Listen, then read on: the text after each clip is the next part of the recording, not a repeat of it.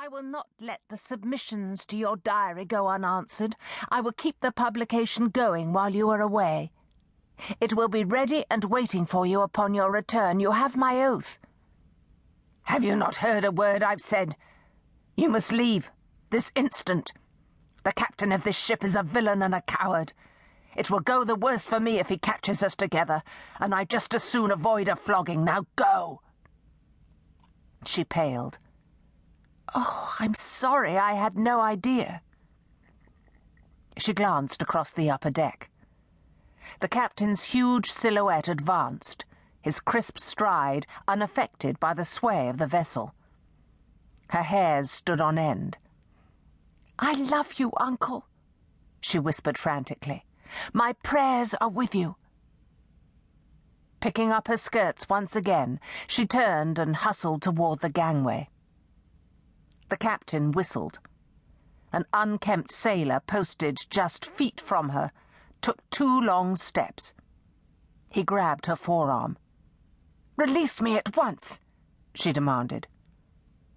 The man's dark, leathery face formed a grotesque imitation of a smile. "I think not, maiden." She increased her resistance. He grabbed her other arm. She tried to jerk free. He tightened his hold. She slammed her heel onto his booted toe. The heel broke off. He snarled, grasped her around the waist, and hauled her clear off her feet, slamming her against his side.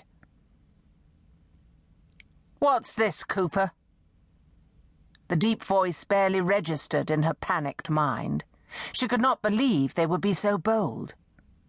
She squirmed. Nothing happened. She kicked. Nothing happened.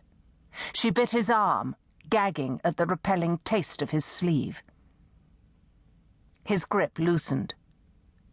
Encouraged by this tiny bit of success, she bucked and kicked with increased vigor. He swore. The air suddenly quit reaching her lungs. The shallop lurched. The rigging creaked. "What have you?" "I'm not sure, Captain," her captor responded. "A little bird trying to fly the coop, looks like." The captain fingered her hair. "And a red bird at that." She yanked her head away from his touch. "You'll hang for this." Her threat came out pathetically weak. She struggled for air. "I cannot breathe." The sailor's pressure did not let up. She labored to stay conscious as her vision began to fade. "Amen!" the captain shouted. She jerked her eyes open at the command. "Sir?" Another voice filtered up the gangway.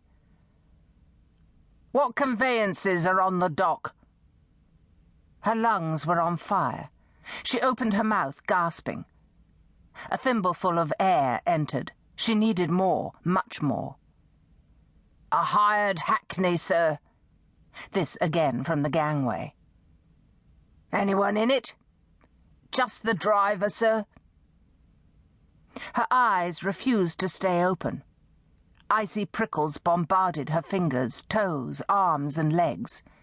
Yet her hearing still functioned perfectly. "Take her below with the others."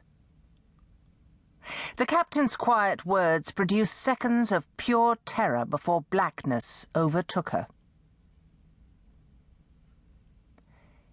Chapter 1. Virginia Colony 2 months later. The gown they gave her fit too closely.